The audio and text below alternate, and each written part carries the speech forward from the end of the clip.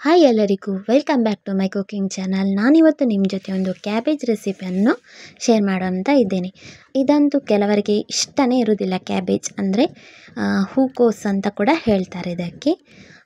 ಇದಂತೂ ಕೆಲವರಿಗೆ ಇಷ್ಟ ಇರೋದಿಲ್ಲ, ಆದರೆ ಇಷ್ಟ ಆಗುವ ರೀತಿಯಲ್ಲಿ ಮಾಡಿದರೆ ತುಂಬ ಇಷ್ಟಪಟ್ಟು ತಿಂತಾರೆ.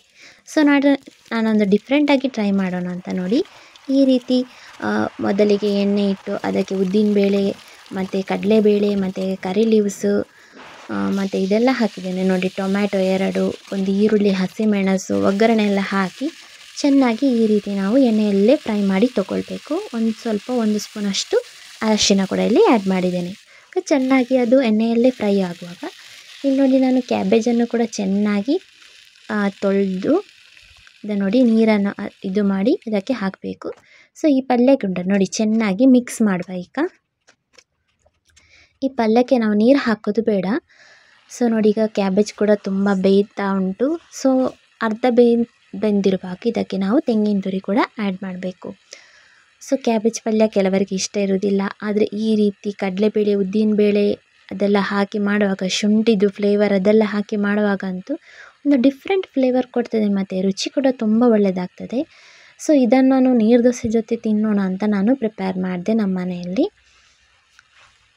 ಕೆಲವರಂತೂ ಅಷ್ಟು ಇಷ್ಟಪಡೋದಿಲ್ಲ ಈ ರೆಸಿಪಿ, ಬಟ್ ನಾವು ಈ ರೀತಿ ಎಲ್ಲ ಬೇಳೆ ಎಲ್ಲ ಹಾಕಿ ಮಾಡಿದರೆ ಅದೊಂಥರ ರುಚಿನೇ ಬೇರೆ, ತುಂಬ ಇಷ್ಟ ಆಗ್ತದೆ. ಸೊ ನೋಡಿ, ಈ ರೀತಿ ಮಿಕ್ಸ್ ಕೊಡುವ. ಮತ್ತು ಎಂತ ಗೊತ್ತುಂಟಾ, ಈ ಪಲ್ಯ ಎಲ್ಲ ಉಂಟಲ್ಲ, ಮತ್ತು ನಮಗೆ ಅಪರೂಪಕ್ಕೆ ಒಂದು ಸಲ ತಿನ್ನುವಾಗ ತುಂಬ ಒಳ್ಳೆಯ ರುಚಿ ಕೊಡ್ತದೆ. ಆದರೆ ಡೈಲಿ ಅಂದರೆ ವಾರಕ್ಕೆ 2-3 ಬಾರಿ ಎಲ್ಲ ಮಾಡಿದರೆ ಅಷ್ಟು ಒಳ್ಳೆಯದಾಗೋದಿಲ್ಲ. ಬಟ್ ಕೆಲವರಿಗೆ ಅಂದರೆ ಹೇಗೆ ಅಂದರೆ, ಕೆಲವರಿಗೆ ಇದೇ ರೆಸಿಪಿ ಅಂತೆಲ್ಲ ಇಷ್ಟ ಇರ್ತದಲ್ಲ, ಸೊ ಅವರೆಲ್ಲ ಈ ರೀತಿ ಪ್ರಿಪೇರ್ ಮಾಡ್ತಾರೆ. ಸೊ ನಾನು ಪ್ರಿಪೇರ್ ಮಾಡುವವರಿಗೋಸ್ಕರ ಒಂದು ಡಿಫ್ರೆಂಟಾಗಿ ಫ್ಲೇವರ್ ಕೊಡುವಂತಹ ಒಂದು ರೆಸಿಪಿಯನ್ನು ಟ್ರೈ ಮಾಡಿ ಅಂತ. ಕೊನೆಗೆ ನಾನಿಲ್ಲಿ ಕೊತ್ತಂಬರಿ ಸೊಪ್ಪು ಕೂಡ ಹಾಕ್ತೇನೆ ನೋಡಿ. ಈ ರೀತಿ ಎಲ್ಲ ಮಾಡೋದ್ರಿಂದ ಒಂದು ಡಿಫ್ರೆಂಟ್ ಟೇಸ್ಟ್ ಕೊಡ್ತದೆ. ನಿಜವಾಗಿ ನಾವು ಎಂತ ಅಂದರೆ, ಊಟಕ್ಕೆ ಬೇಕಾದಂಥ ರುಚಿ ಮುಖ್ಯ. ಸೊ ಡಿಶ್ ಯಾವುದೇ ಇರಲಿ, ಅದರ ರುಚಿ ಒಳ್ಳೆಯದಾದರೆ ಅದು ಯಾವ ಡಿಶ್ ಆದರೂ ಕೂಡ ನಮಗೆ ಊಟ ಸೇರ್ಬೋದು. ಸೊ ನೋಡಿ, ಇವತ್ತಿನ ರೆಸಿಪಿ ಬಂದುಬಿಟ್ಟು ಕ್ಯಾಬೇಜ್ ಪಲ್ಯ. ನಾನಿಲ್ಲಿ ನೀರು ದೋಸೆ ಜೊತೆ ತಿನ್ನುವಂಥ, ಮತ್ತು ಊಟಕ್ಕೆ ಕೂಡ ಆಗ್ತದೆ, ಏನು ಅಡ್ಡಿ ಇಲ್ಲ, ಅಷ್ಟು ಒಳ್ಳೆಯದಾಗ್ತದೆ ಈ ರೆಸಿಪಿ.